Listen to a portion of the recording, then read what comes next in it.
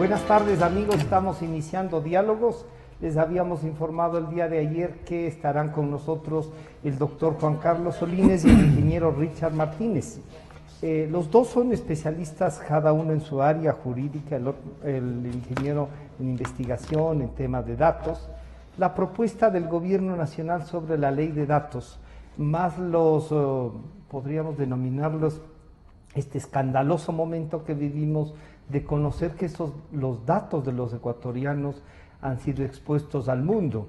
Entonces queremos tratar no solo el tema de la ley per se que nos presente el gobierno, sino qué significa esto de legislar sobre los datos personales, cómo se puede hacer, qué delitos nomás pueden tener, y algo que para los medios ha sido muy importante y creemos que hay que debatirlo, es cómo puede chocar con la libertad de expresión el tema de uso de datos, y más aún si son usos de datos personales. Entonces tenemos ley de comunicación, ley de propiedad intelectual y ahora la ley de datos.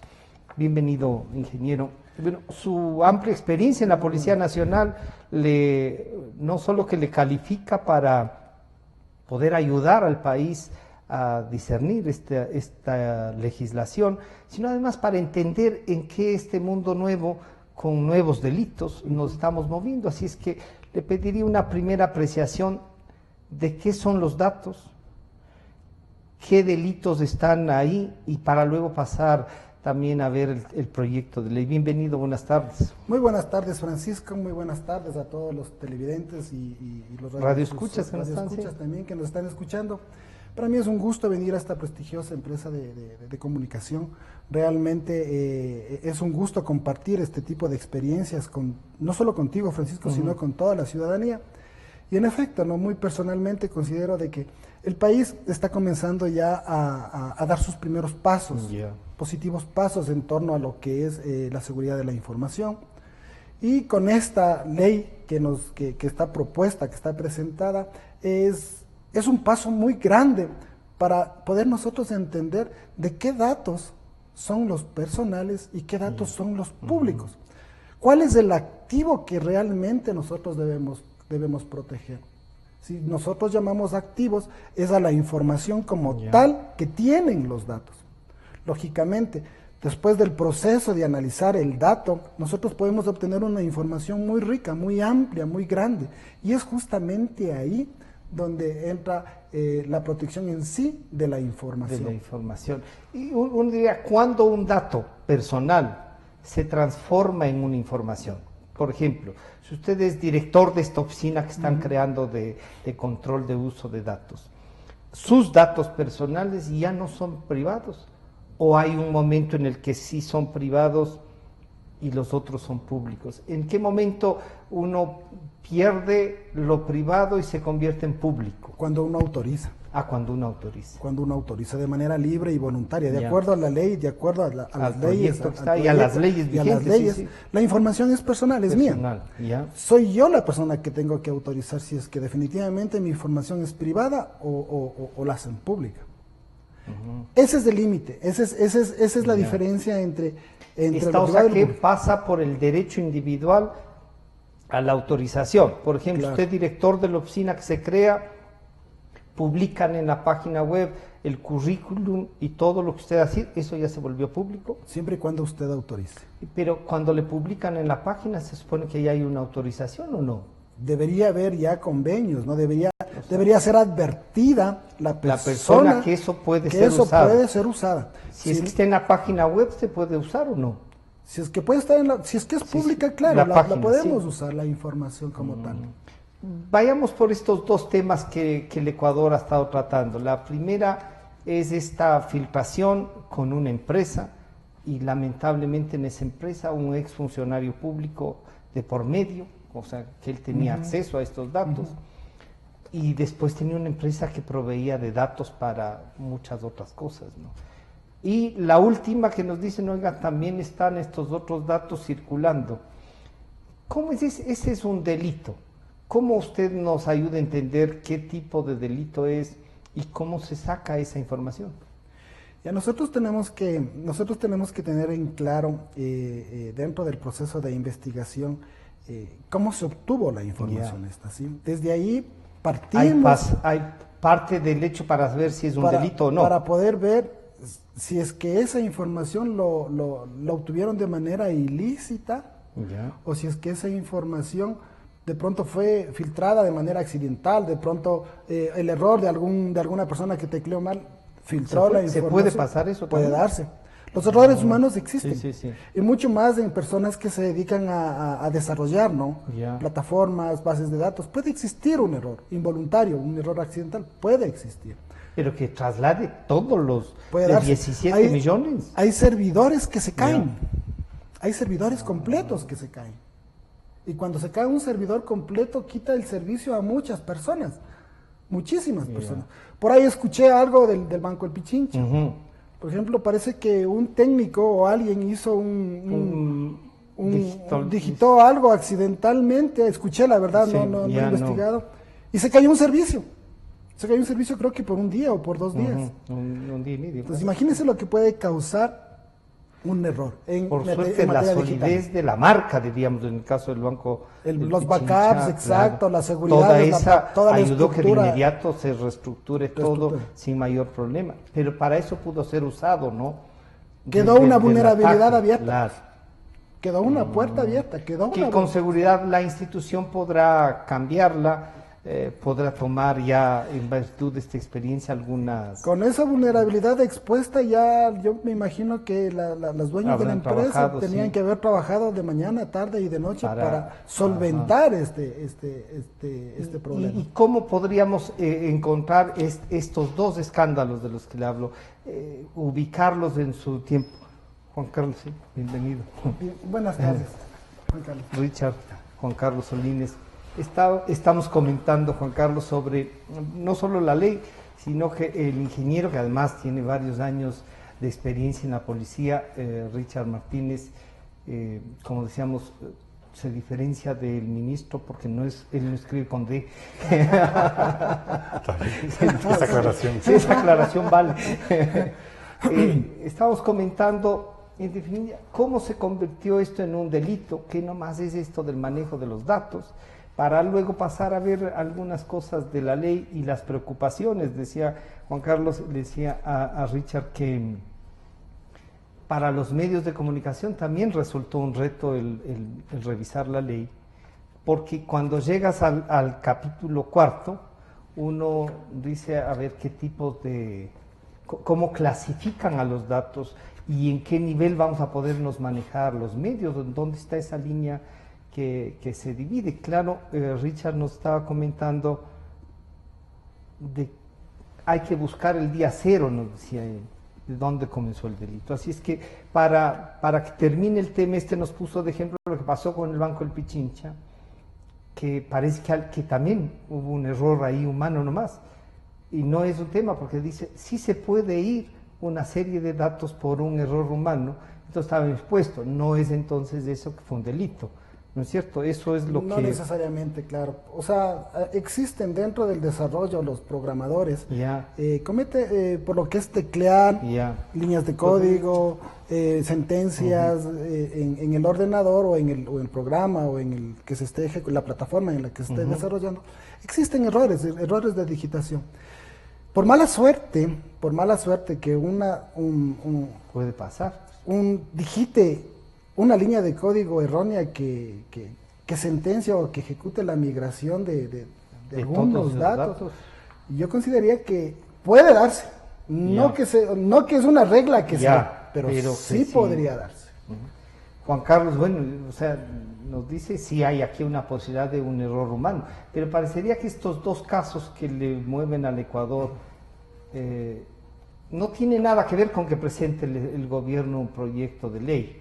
Parecería que no, pero justo presentan en un momento en el que esos datos se vuelven, y claro, no sé, Rich, es necesario y es bueno que el Ecuador dé estos pasos.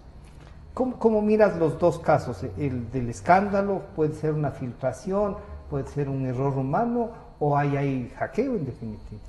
Bueno, gracias Francisco por la invitación, un saludo a toda la audiencia y un saludo también a Richard, un gusto estar aquí. Hay ese viejo dicho de que dicen que no hay mal que por bien no venga. Y creo que estas últimas incidentes que han habido con la filtración de la información de ecuatorianos ha puesto sobre la mesa un asunto, un debate que tenía ya muchísimo tiempo irresponsablemente abandonado.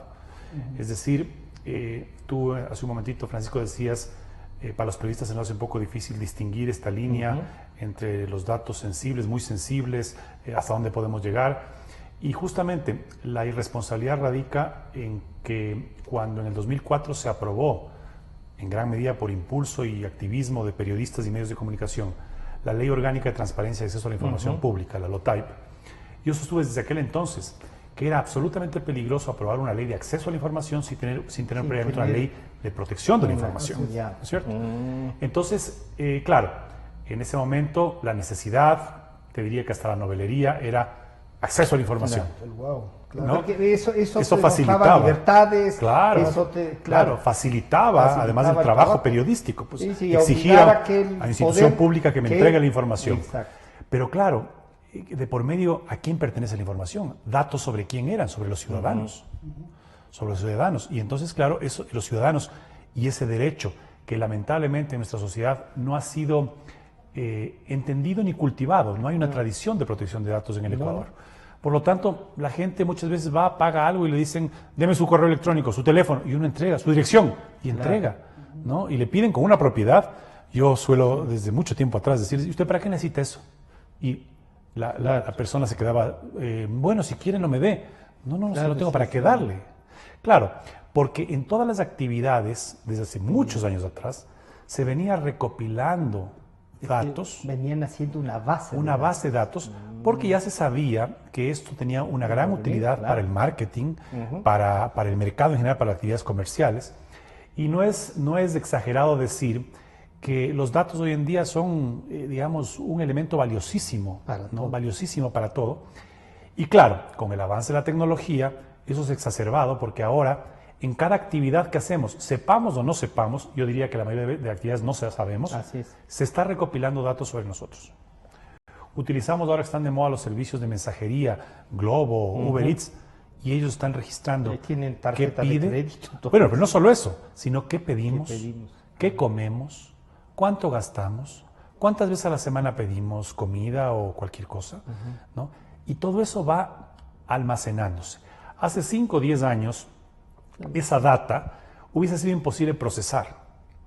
Pero hoy en día con Big Data, con la tecnología Big Data, con Analytics y con inteligencia artificial, Machine Learning y todas estas nuevas tecnologías, esa data es oro. Claro. Esa data es oro porque permite ir perfilando al consumidor, a la persona, al ciudadano. Y entonces, claro, cuando nosotros escuchábamos antes el tema de espionaje o de inteligencia del Estado, se refería a una persecución personal. Claro, se refería a los actores importantes, pues, actores políticos, periodistas como tú, con influencia. Pero hoy en día la vigilancia ciudadana es a todos. Y la tecnología te permite hacer eso, te permite perfilar. Así se explica el escándalo de Cambridge Analytics, ¿no? Que torció o que influenció una elección en Estados Unidos y el Brexit en Inglaterra. En Inglaterra, sí. ¿No? Entonces, o sea, te da datos tan personales que pueden llegarte con un mensaje que saben que uno está esperando. Exacto, ese mensaje. Exacto. Entonces la filtración esta, si bien es cierto no hay que escandalizar, es preocupante, pone sobre el debate, sobre la mesa de debate, y no sabemos la importancia. ¿Qué nomás fue lo que se expuso? Algo se conoce, pero cómo se obtuvo esa información es lo que la Fiscalía está investigando. Porque, como decía Richard, ¿no? No les el día cero decía que pasó, o pasó así por un teclado. Exacto, o sea, por ejemplo, en este caso no hubo un ataque cibernético, ni hubo un hackeo. Lo que se descubre y se alerta es de una filtración. Ahora, ¿cómo se obtuvo esa información filtrada? Puede ser producto de un hackeo anterior. ¿Que se llevaron antes? Puede ser de una negligencia, pero también puede ser, así como hay la diferencia entre robo y hurto, ¿no es cierto? El hurto es sin violencia, el robo es con violencia, ¿no? Igual, el hackeo es con violencia, porque se metieron, pero el hurto o la filtración de información puede ser sin violencia. Se sacaron era un funcionario público. Un funcionario público, exacto. O por ejemplo, lo que sucede en el sector financiero.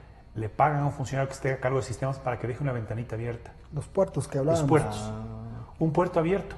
Entonces, como que no hace nada, dejé una ventanita abierta y me voy.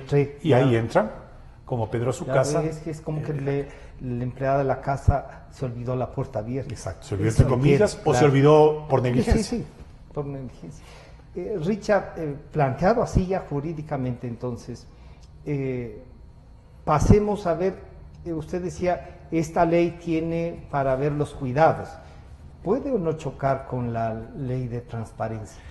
Ya, yo personalmente pienso, muy personalmente pienso que esta ley es preventiva, ¿no? Nos ayuda a prevenir del cómo nosotros estamos manejando el dato, ¿sí? Lo que hablábamos fuera de cámaras, ¿no? Hay una línea muy delgada entre lo ético y lo no ético, ¿sí?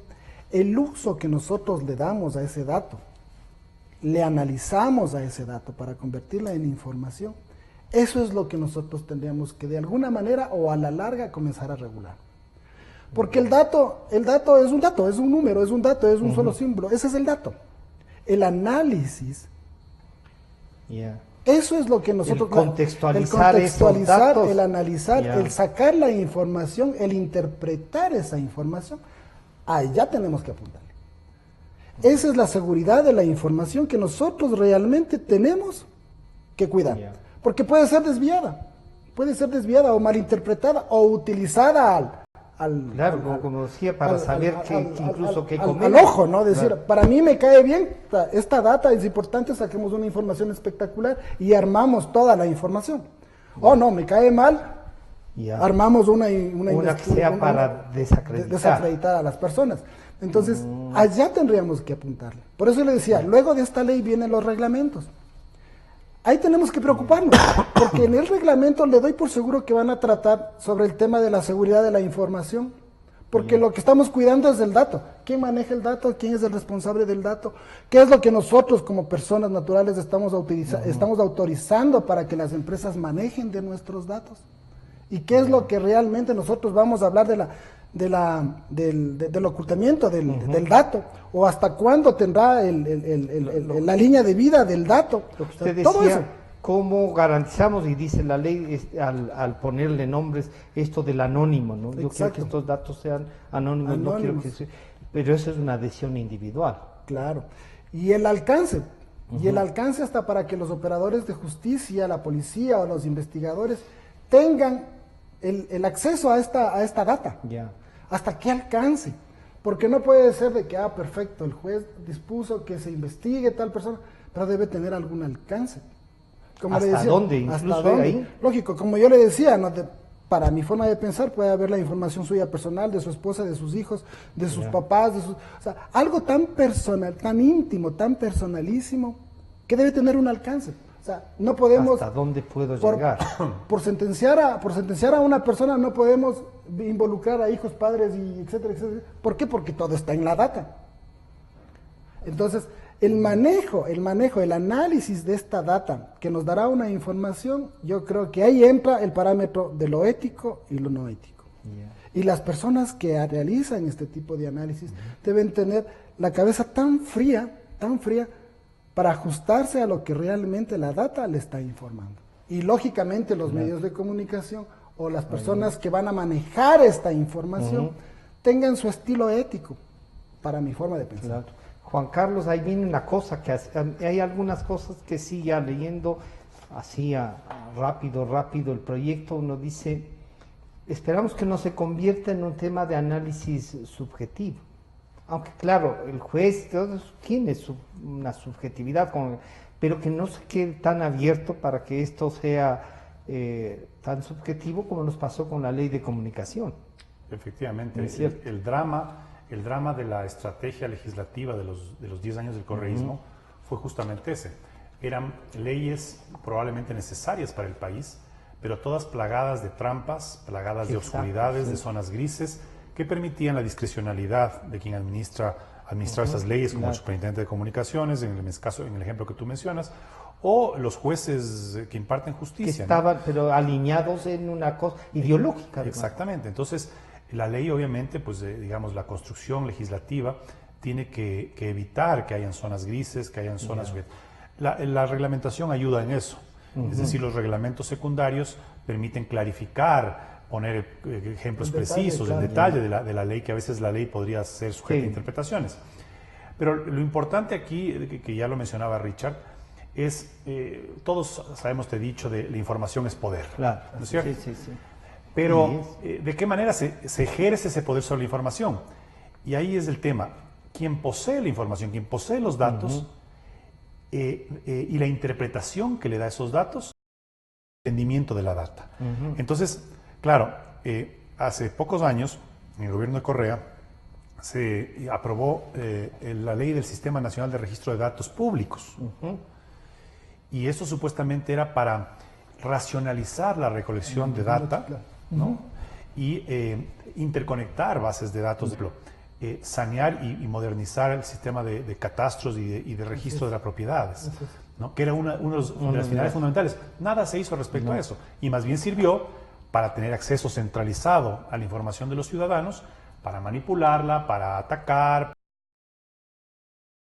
O sea, para hacer este mal uso no ético. Mal uso. Un ejemplo que a mí me gusta poner, ¿no? Porque a veces pensamos que los datos, y ahora que ha habido la filtración, nos preocupamos porque dicen, mis correos, mis números de cuenta. Sí, eso es información personal. Pero hay información personal sensible y menos sensible. O sea, más sensible y menos sensible. Ahí viene otra Entonces, por ejemplo, clasificación. exacto, y esto la ley ayuda a clasificar. Por ejemplo, que se consigan mi correo electrónico o mi número de celular es información personal, porque es la información personal es la que identifica a la persona. Si yo capto un correo que diga quejas@exafm, no es información personal porque no identifica a nadie. Pero si es que veo frocha@exafm, esa sí es una información personal. Pero conseguir el correo electrónico o el teléfono de una persona puede ser obtenido por varios medios. Entonces no es una información es personal, no es tan simple. Pero tu ficha médica... Perdón, te interrumpo ahí para lo del teléfono.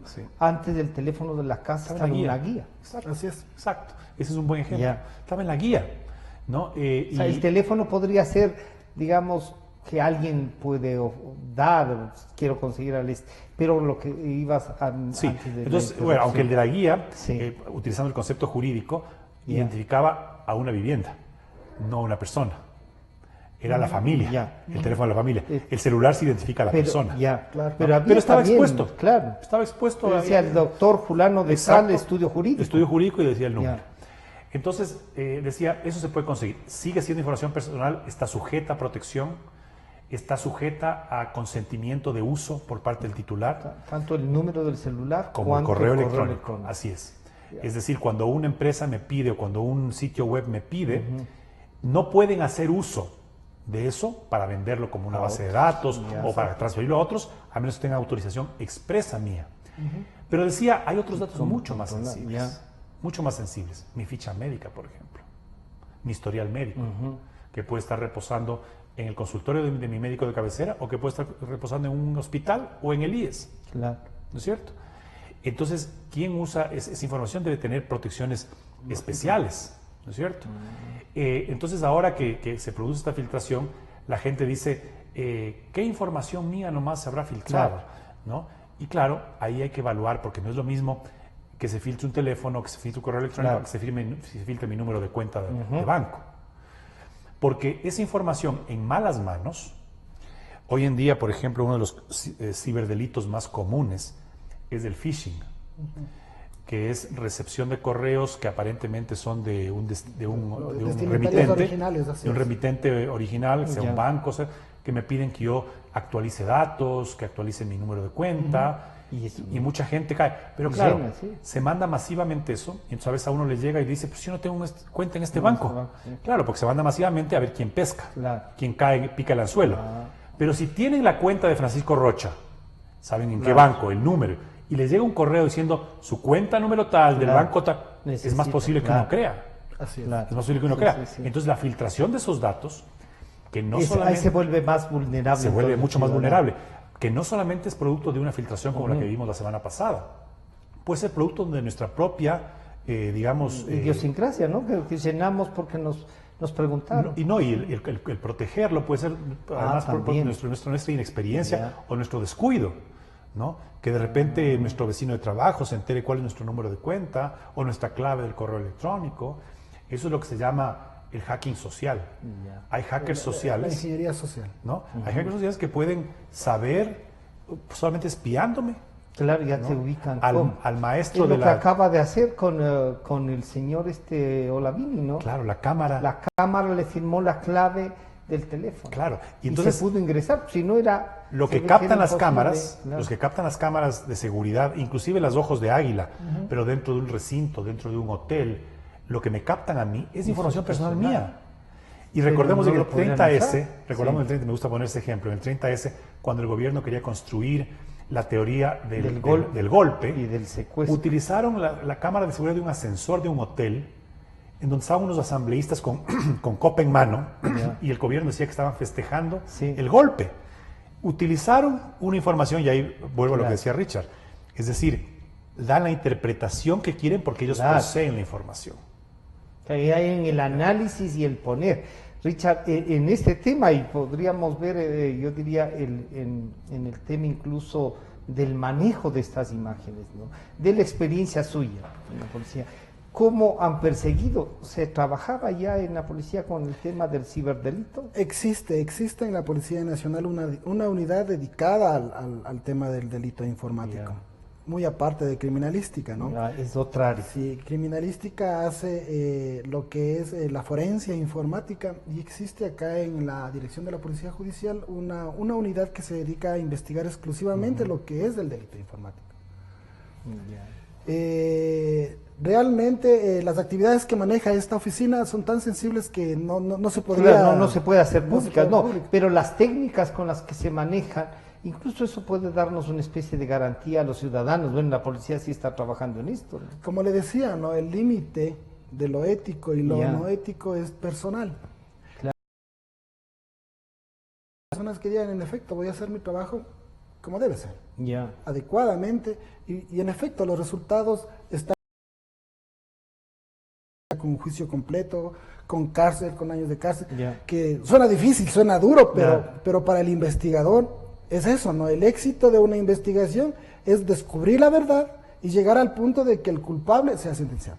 Cuando ustedes, por ejemplo, ingresan a una cuenta de correo, no sé si es que sí deben ingresar o deben hacer un seguimiento, un teléfono y eso necesita una autorización. Todo va de la mano, va de la mano con la autorización y la disposición del juez y bajo la vista directa del fiscal. Porque actualmente no olvidemos que en nuestra Constitución el fiscal es quien dirige la investigación. Entonces es ahí donde nosotros tenemos que decir, perfecto, señor fiscal, tenemos esta información, reunamos todos estos elementos de convicción y estos elementos de convicción presentemos al juez, ¿no? Para que sea valorado, para que él tenga lucidez en su sentencia. Esto es lo que sucede, pero lamentablemente en nuestros problemas de delitos informáticos como que no han sido muy considerados con la debida importancia que se debieron dar.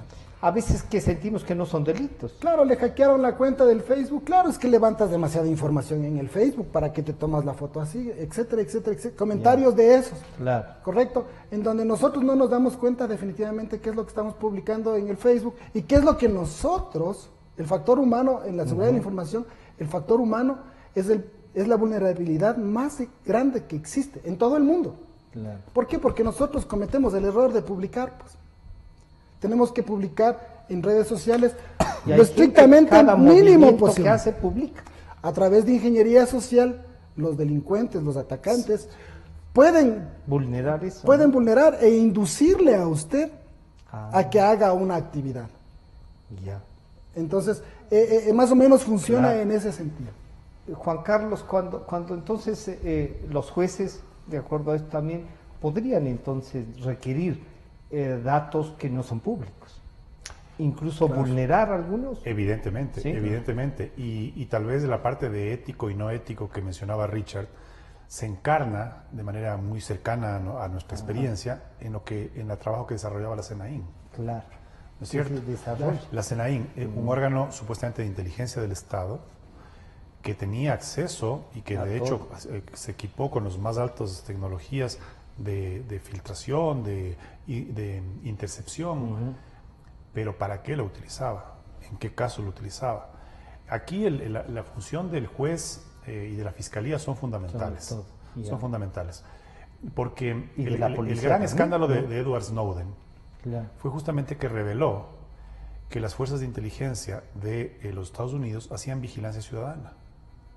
Es decir, no estaban como tradicionalmente el FBI la hacía, enfocados en actores críticos de la política, de la economía, sino en todos los ciudadanos. Y claro, y el caso de Assange, en cambio, nos abrió al mundo los ojos de que mucha información era hackeada y que era revelada y que todo lo que, hasta las correspondencias de los presidentes de la República, que se pensaban lo más seguras, podían ser accesadas.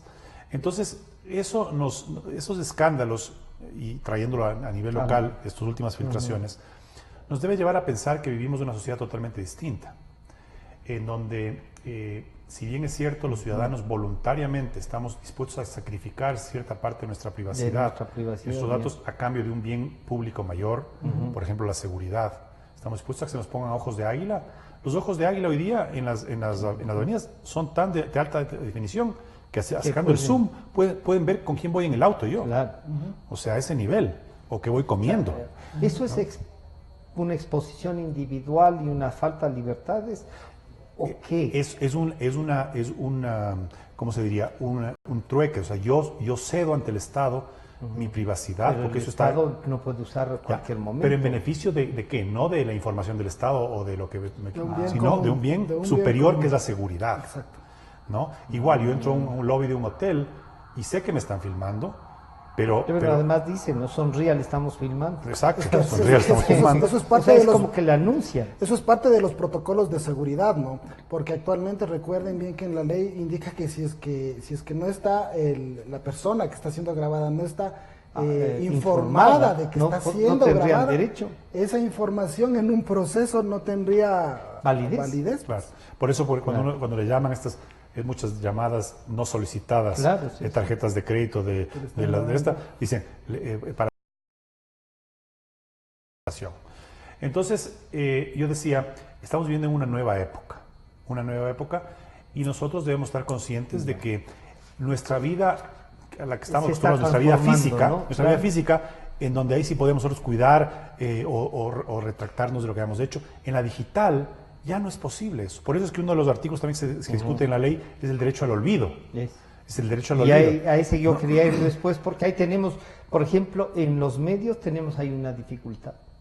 Claro. Con el derecho al olvido. Claro, y podemos analizarlo. Pero para que no se vaya la idea de lo que mencionaba Richard, es increíble que nos alarmamos por la filtración, pero no nos damos cuenta que nosotros en nuestra vida diaria, en el uso de redes sociales, estamos filtrando voluntariamente información absolutamente personal. Hoy día leí un artículo en un periódico inglés sobre un fenómeno que se llama el sharenting, por nombre en inglés. Compartir mi vida íntima familiar. O sea, la vida de mis hijos. Exacto. Entonces hay gente que se pone a poner que ya dio el primer paso, que aquí el primer día de escuela, todo cuela y hace público. ¿No? Que me dijo papá, que luego ya aprendió esto, que es su primera obra de teatro. Cuando entró a la escuela, cómo va, el nombre de la profesora. Cuando los delincuentes, que cada vez son más sofisticados, están utilizando toda esa información personal que nosotros mismos le exponemos. Tomar conciencia de que vivimos otras herramientas, las redes sociales, son muy, muy interesantes, simpáticas, entretenidas. Son una herramienta que, así como puede ser utilizada para el bien, puede ser utilizada para el mal, ¿no? Y ahí lo que decía usted, Richard, en el tema de que hay hackers buenos y hay hackers malos. Yo decía, pero ¿cómo puede ser un hacker bueno un hacker malo? ¿Los buenos son los que pueden hackear para una investigación o cómo lo clasifica usted eso? Ya verá, dentro de lo que es el tema de seguridad de la información, manejamos estos conceptos, ¿no? Como yo le decía, ¿no? La tecnología es excelente. La tecnología es muy buena. El hecho de que nosotros, el país, es una aventura al introducirse en un mundo tecnológico, es excelente. El problema es cómo nosotros usamos esa tecnología. cómo nosotros usamos, para qué usamos esa tecnología. De ahí viene, pues, ¿no? Dentro del hacking, ¿sí? Del hacking existe los procedimientos, viene lo ético, lo no ético, y existe un neutro, ¿sí? Un neutro que de pronto en algún momento esta persona por alguna, no sé, alguna tendencia tal vez económica o tal vez, no sé, de ideología, se convierta en un hacker, bueno, un hacker malo. Dentro del tema de la seguridad de información, nosotros tendríamos un hacker de sombrero blanco, un hacker de sombrero gris y un hacker de sombrero negro. Lógicamente, ¿no? Por colores se identifica, ¿no? El hacker de sombrero blanco, claro, el hacker de sombrero blanco viene a ser el que se encuentra completamente, que se dedica exclusivamente a dar ese apoyo dentro de la seguridad de la información, dentro de los equipos tecnológicos y permite a la sociedad, ¿no? Salir adelante, investigar y dar esas facilidades para que todo se maneje dentro de transparencia. El neutro, ¿no? El gris, él lógicamente tendrá su tendencia, si es que hoy día hoy día consigo un contrato para hacer no sé, una recuperación de información, tengo un beneficio económico y listo. Al otro día más bien trabaja para los problemas que puedan suceder. Podría sucederse. Y gris. Y el negro, sí, ese es el que nos hace esos ataques invasivos, completamente, en donde extraen información para usos oscuros, llamémosle así. Entonces, dentro del gran tema de la seguridad de la información, se han logrado identificar este tipo de hackers, ¿no?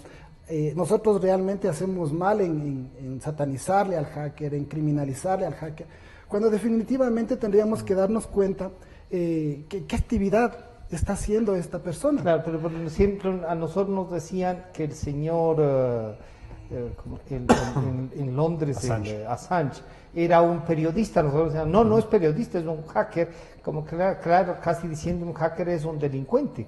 Claro, entonces tenemos que dar en cuenta que el hacking está orientado a tratar temas de seguridad, en el momento de analizar y estudiar las seguridades que de pronto han sido accidentalmente vulneradas, de pronto ha sido, por ejemplo, una contraseña que usted se olvidó de un servidor, viene una persona que estudia esto. El hacking está orientado a eso, al estudio de las seguridades en materia de informática. Entonces nosotros... Pero hay otros que se han dedicado a ver cómo vulneran los sistemas para llevarse información. Yo diría para situaciones oscuras o muy pegadas al margen de la ley. ¿Sí? Los famosos ataques informáticos no consentidos, el incursionar dentro de un MySQL, por ejemplo, el obtener información y el hacer ese tipo de espionaje. Pero son todos esos. Y esto del teléfono que le pueden vulnerar, incluso lo del WhatsApp que ya tienen y publican. Claro, todo esto está al margen de la ley. Todo esto está al margen de la ley. Como digo, el hacking como tal está orientado al estudio de las seguridades informáticas, o sea, del cómo nosotros podríamos llegar a un punto de descubrir una cierta verdad que de pronto en su momento se te olvidó, o de pronto en su momento por teclear mal se me cerró y perdí. Y necesitamos recuperar la información. Juan Carlos, esta ley, entonces, en esto, si bien decía Richard, es una ley preventiva que nos va a permitir usar desde el Estado, pero también exigirle al Estado unas garantías, por decir algo. Y este rato se me ocurría lo del SRI. El SRI yo ya incluso ni guardo las facturas, porque como son electrónicas ya van. ¿A dónde van? A un programa donde está mi nombre y ahí se van guardando las facturas, se pueden cruzar, saben a dónde he ido, qué he comprado. El SRI tiene entonces una base de datos importantísima, que si es esa la que se ha filtrado, entonces saben todo. Bueno, se ha conocido algunas bases de datos que estaban dentro de la filtración de la información. No he escuchado del SRI específicamente. Lo que sí es importante es que se han mencionado bases de datos públicas y bases de datos privadas. También. ¿Ya? Por lo tanto, mal haríamos en señalar En solamente señalar al al gobierno. Estado allá. Al Estado. Porque yo creo Peor que al gobierno. todo lo que tiene que ver con tecnología, yo tuve el privilegio y la oportunidad de participar durante varios años con Naciones Unidas elaborando el sistema de gobernanza de Internet. Y justamente uno de los principios... Un instrumento ideal, claro, pero uno de los peligroso. principios básicos de la gobernanza de Internet, que en realidad las naciones no sabían cómo enfrentarlo, porque es una red global, ubicua, ¿no? Es un tema de plantear desafíos de jurisdicción y una serie de cosas. Entonces, uno de los pilares de gobernanza de Internet es que debe ser tripartita. Es decir, sector público, sector privado, o sea, la industria, la que desarrolla los dispositivos, la que desarrolla los servicios. Una estrategia tripartita.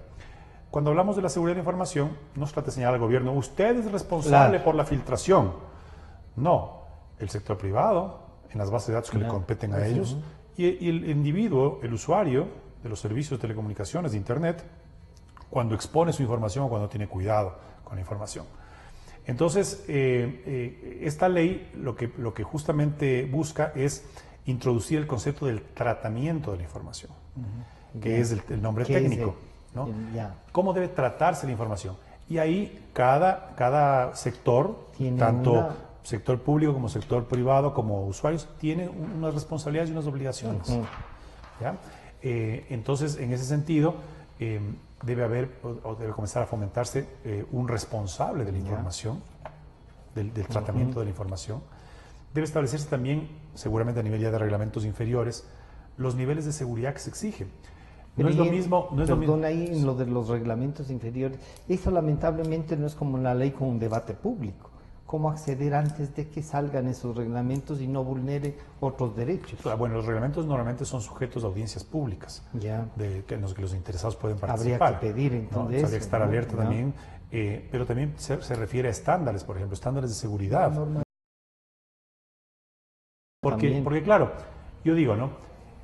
Ponemos en la ley la seguridad deberá ser precautelada, protegida en su integridad, el acceso no autorizado y todo lo que ustedes quieran. Pero no es lo mismo la información que tiene un banco a la información que tiene una farmacia, una cadena de farmacias. Un hospital. O un hospital. Entonces, ¿cuáles son los niveles de seguridad que yo le exijo a la información? Porque un banco puede hacerse de un sistema de seguridad de $10,000, de $100,000, de $1 millón o de $10 millones. ¿No es cierto? Y puede decir, no, sí, o sea, aquí tengo un sistema de seguridad. Ya, pero ¿respondía a la sensibilidad de la información? Igual con el Estado. Ahora se ha tomado una medida, digamos, es así, reacción inmediata, porque digamos que la ley, a diferencia de lo que muchos piensan que es producto de estas filtraciones, no, la ley se viene trabajando 9 meses. Ya venía trabajándose antes. Sí, mucho tiempo atrás y con un retraso de 20 años. El gobierno, por alguien que comentaba tu presencia en este programa, el gobierno ha contado con una asesoría o por lo menos ha consultado contigo para esta ley. O sea, de hecho muchos profesionales hemos participado, inclusive se formó una asociación ecuatoriana de protección de datos. ¿No? Se formó una asociación ecuatoriana de protección de datos. Está en el tema de la Asociación Ecuatoriana de Ciberseguridad. Soy miembro de ciberseguridad. Sí, que es otra asociación muy importante. Una cosa mucho más. Entonces, claro, hay un componente de ciberseguridad, hay un componente de protección de datos, hay un componente de privacidad, que suena parecido pero que no es lo mismo. ¿No? Hay un componente de usuarios que también tienen algo que decir.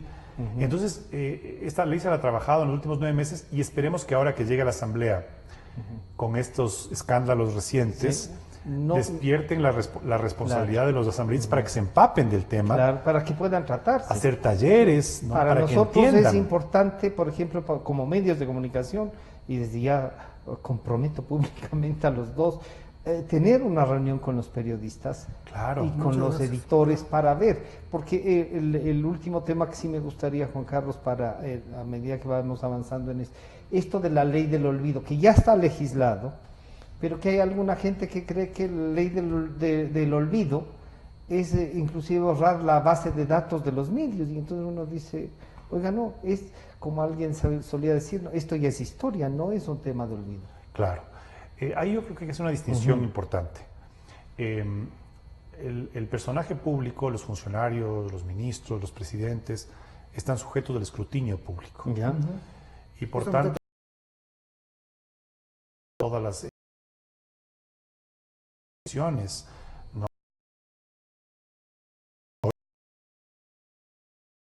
no es que esto es incluido.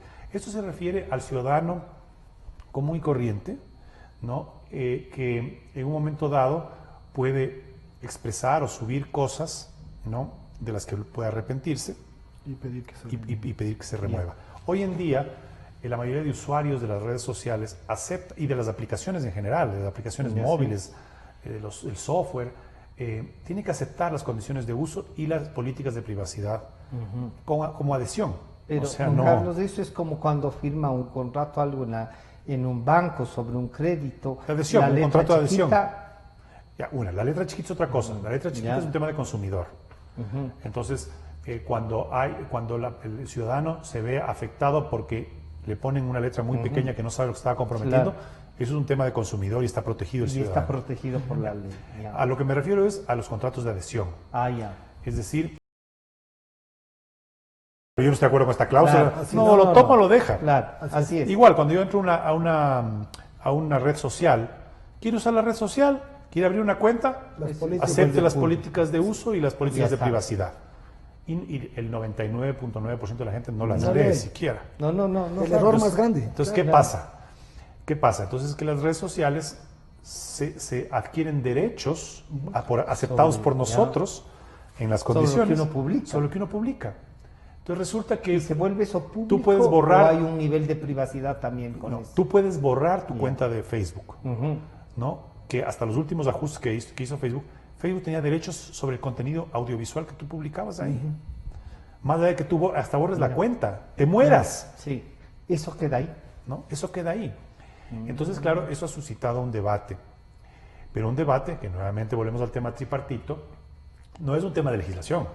Ya. ¿No? Es de Sí, acuerdos sociales. el Senado norteamericano le ha llamado al dueño de Facebook, le ha llamado a Instagram, le ha llamado a Twitter a que expliquen sus políticas y hacerles observaciones. Ha habido procesos de juzgamiento, sanciones millonarias, millonarias a entidades de rating crediticio, ¿no?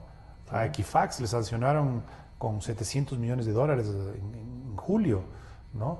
Por el manejo de por datos. tema Manejo de de- la la nueva ley, la nueva regulación de protección de datos personales europea. Claro, Europa tiene una tradición de más de 3 décadas Claro, de de estar protección de tratando datos, no más, 4 décadas de protección de datos personales. Hay una cultura y sin embargo la tecnología evoluciona, tiene una nueva Se regulación volvieron a actualizar que además eso.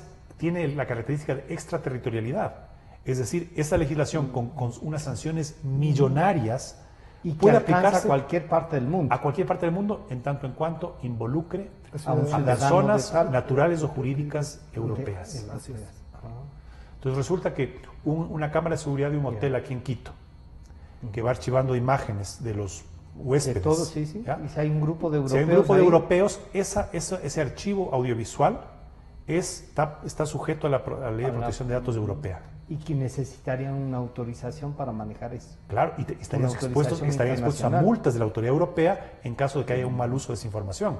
Por decir, viene un actor Claro. famoso europeo. Le filman y publican todo. Exacto, y de repente entra con su Sí, novia sí, sí, ecuatoriana. Ya. Me estoy inventando. Sí, sí, no, ¿Ya? sí. Y el Estás hotel inventando algo de alguna posible. forma, y el hotel de alguna forma se filtra el actor famoso europeo salen entrando al todas las hotel revistas. y salen las revistas del corazón. El hotel ecuatoriano Es el automáticamente está responsable. sujeto Tiene a que la ser ley europea. responsable, así es. O sea que esto también nos trae unas responsabilidades. ¿Cómo fijar esas responsabilidades o cómo fijan ustedes? ¿Qué es lo público? ¿Cómo es? Esta ley nos está ayudando. Y como les digo, tengo varias preocupaciones desde el punto de vista de comunicación, de medios, y ahí volvemos a tratar el tema de lo público, un currículum público que lo podemos utilizar. Pero ¿qué no se puede utilizar entonces, Richard? Sí, como decía Juan Carlos, en realidad la ley habla sobre eso, ¿no? Sobre los funcionarios públicos. Esta ley es muy clara en ese sentido, ¿sí? Con respecto al dato privado, es bajo el consentimiento y debidamente informado del para qué es esa data. Ya. ¿Sí? Ahí va lo público y lo privado. Si yo voluntariamente deseo que mis datos sean de carácter público, es es Sí, mi consentimiento. sí. Pero yo tengo que ser informado De qué van a dónde, hacer por qué, para qué, etcétera, etcétera. Y Ya. toda mi información. Y podría ser pública. Ujú. Pero mientras yo no autorice, eso seguirá manteniéndose. Por privado. ejemplo, me pasó, estaba pensando en un nuevo auto. Me pidieron el número de cédula y la señorita me dijo su correo electrónico y dije, como dice Juan Carlos, ¿para qué? Me dijo, para que le llegue la proforma a su correo electrónico. Me pareció algo lógico, le di el correo Forma electrónico. parte de la ingeniería Ya, social. Exacto. Y después me dijo, sí, si es que usted no tiene la tarjeta suya, le financia a tanto por ciento y a tantos años. Y ya sabía el Eso historial le de digo, crédito eso- que puedo eso le tener. digo, o sea, eso le digo, Ya no. solo con una Ahí- digitación del número de... Claro. Aquí en nuestro país se dan datos así tan históricos en donde usted recibe una llamada telefónica y le dice, le llamamos del banco XXX Ya. y usted tiene una tarjeta de crédito preaprobada. Sí. Si no es solicitada. Discúlpeme, ¿y cómo obtuvo mi teléfono? ¿Cómo sabe quién soy? Sí. ¿Y cómo me autorizan una tarjeta abajo? Si sabe dónde vivo. Claro. Y O si es que peor yo le aún, comienzo... tiene un crédito preaprobado Exacto. de $10,000. Y si le comienzo a indagar a esta persona, le doy por firmado que la persona sabe dónde vivo, qué carro Todo. tengo, etcétera, etcétera, etcétera, etcétera. Entonces, este perfilamiento que hacen estas empresas, esa es la información a donde nosotros tenemos que apuntar. Pero eso es un delito. Siempre En y esta ley se está tratando Claro, como que en están esta- abusando de, en de esta las ley, personas. en esta ley ya están mencionando Sí, este tipo. ya. Pero el Lo COIP ya que los hay que contiene. El desarrollar. COIP ya los COIP contiene. ya los contiene, pero aquí ya la están mencionando. Pero ojo, dato e información. No tenemos, tenemos que tener bien Hay que claros. diferenciar. Hay que diferenciar bien. Esto es un dato. Ajá. Estamos con esta ley estamos previniendo el dato Ya. como tal, ¿sí? La información yo creo que debe venir en el reglamento, ¿no? Ahí tendría que decir, bueno, el producto del análisis del dato, sacamos esta información, esta tendrá que ser tratada así, así, así, así, así, así. Ojo, dentro de los principios fundamentales son los que tenemos que proteger. Cuando el dato sea analizado y convertido en una verdadera información ética. De ahí como le dije, al margen de lo ético y Claro, lo no ético, ya tendríamos que ajustarnos, pegarnos a la ley y buscar las sanciones correspondientes a las personas que infrinjan esto, ¿no? Ya. Juan Carlos, en esto del olvido, ya ese es un tema que nos pasa, porque como decía, el funcionario público, pero hay, por ejemplo, juzgados por delitos de narcotráfico, que dicen, oiga, yo ya pasé y ya pagué la pena, así es que necesito que ustedes borren de que yo estuve preso y que fue juzgado. Y si se volvió en antecedentes una personales. noticia, ¿cómo hace un medio, por ejemplo, que les borramos? ¿Cómo? Además está impreso. Bueno, los antecedentes judiciales de una persona es de información personal, Ya. ¿no? Es información personal, igual que el historial médico. Entonces, claro, si se divulgan, podríamos, más allá de la sentencia que cumpla, digamos, por la pena la persona, podríamos sentenciarle de por vida que nunca le den un trabajo o que nunca le den... Hay trabajos, que inclusive hay fallos en donde se ha determinado que resulta inconstitucional pedir no digo aquí en el Ecuador, pero en general en el mundo ha habido fallos, pedir historial médico ante Claro. antecedentes judiciales. Es un tema que habrá que debatirlo. Sí. Habrá que debatirlo. Yo creo que el derecho al olvido no va por ese lado. El derecho al olvido va más bien por un tema de lo que nosotros voluntariamente exponemos y que en un momento dado queremos retirar, ¿no? Queremos retirar. Pero de ahí los hechos Públicos como una sentencia, públicos son como una públicos. sentencia son públicos. Son públicos y uno puede acceder y está ahí y es algo que, Claro. que Y digamos... hemos tenido cartas en los medios que dice, usted tiene una grabación de una entrevista mía ahí y esto ya pasó, así es que le pido que retire. O usted tiene, he visto que entro a la página web, pongo mi nombre y salen estas noticias sobre mí y en eso yo ya no tengo nada que ver, por decir así.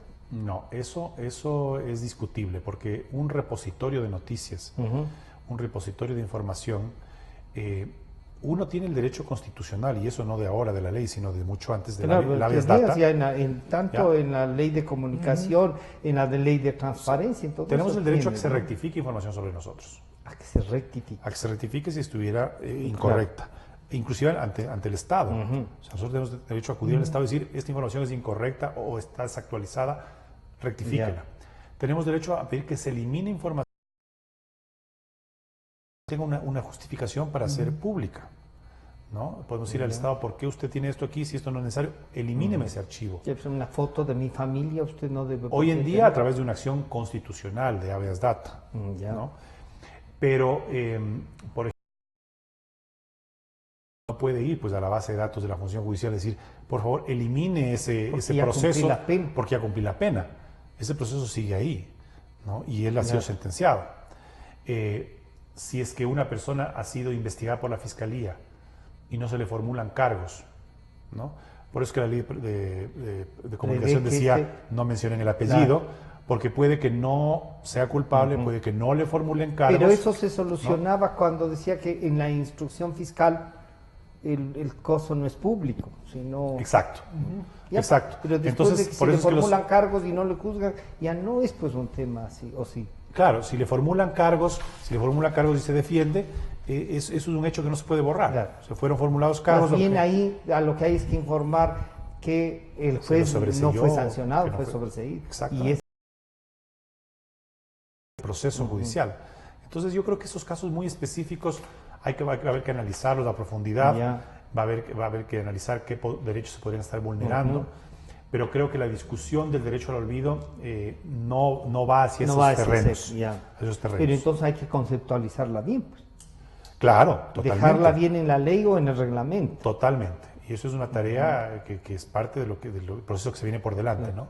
Sí, pero si es que esto se hubiese discutido al mismo tiempo que aprobamos la ley de acceso a la información, hubiese sido mucho más dinámico. Y podría haber estado encadenado, ¿no? Porque además las tecnologías actuales, o sea, no en vano un continente con 4 décadas de tradición en protección de datos acaba el último año de emitir una nueva regulación, porque la tecnología está modernizándose. Está modernizándose. Hace 10 años no había Big Data.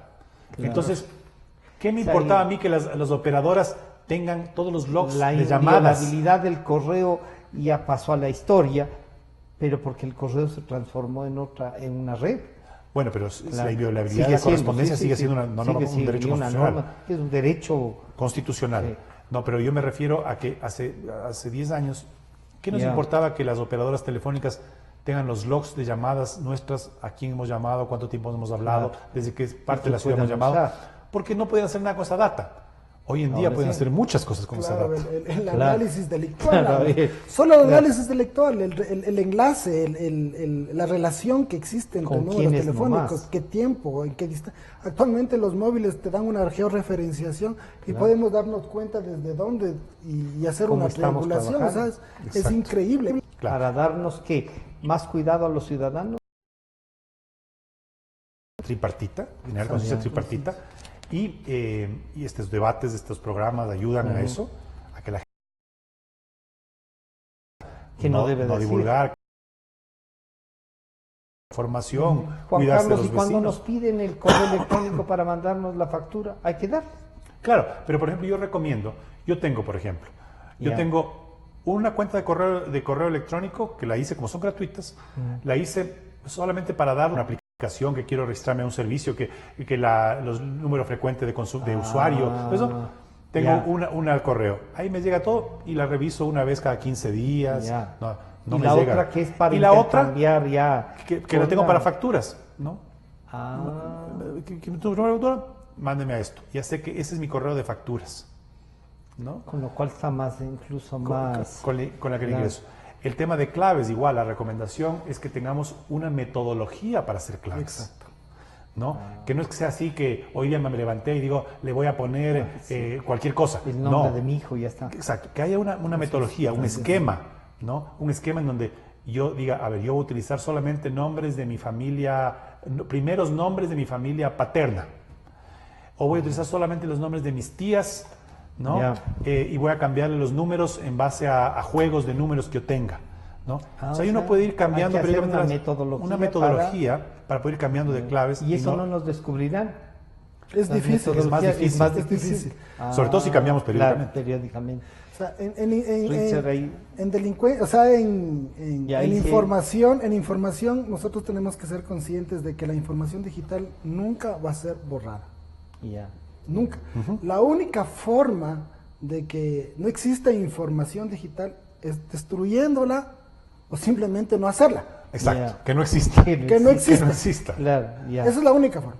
De ahí en adelante, toda la información digital, todo eso es imborrable. O sea, eso quedó. Está ahí. Porque Y quedó. el derecho al olvido, ojo, ¿no? Sí. El derecho al olvido, pues, si es que se aprobara Sí. y evolucionara, puede ser aplicable a los servicios, a las redes sociales, ¿no? Que tengan la obligación de borrar a las telefónicas, cada cierto número de meses, bórreme todos los mi logs de historial, llamadas. Ya, a ellos puede ser aplicable. Pero si yo cuelgo una fotografía y alguien más la graba en el mundo, Sí. ¿cómo controlo yo eso? Claro. Y entonces, es más o menos, yo Con pongo el la ejemplo del facilidad tatuaje, que hay ¿no? ahora, sí, el tatuaje. sí. Ah, está de Ya moda, me- yo soy jovencito, me me pongo el puse el tatuaje, tatuaje y y después con eso como me viviré el borro, resto claro. de mi vida. Toda la vida, claro. ¿No es cierto? Ya, Igual ya. aquí, Es esto. colgo una fotografía, no tengo la certeza quién nomás está, en manos de quién nomás está y cuándo me la pueden volver a sacar. Creo que queda indispensable volver a tratar el tema, no solo para que la gente pueda manejar, tenga conciencia de lo que puede pasar en la ley, sino sobre todo también las seguridades que son responsabilidad del ciudadano, ¿no? Exacto. Para hacer. Yo les agradezco y les comprometo además a seguir tratando el tema. Bueno, los datos, su seguridad, la responsabilidad ciudadana, tratada en un proyecto de ley que es la Ley Orgánica de Protección de Datos Personales. El mundo está cambiando y hay que más o menos seguirle la pista para tener también seguridades individuales. Este programa estará a disposición de ustedes nuevamente a partir de las 3 de la tarde. Les estaremos enviando a través de las redes sociales. Gracias a nuestros amigos de la 920 AM que nos escuchan y en las plataformas que nos han estado siguiendo. Fíjense, esto queda grabado en varias plataformas y también les vamos a pasar al WhatsApp y gracias, ya somos más de 14.300 creo suscriptores ya esta mañana. Juan Carlos, Richard, muchas gracias. Nos estamos encontrando el día viernes.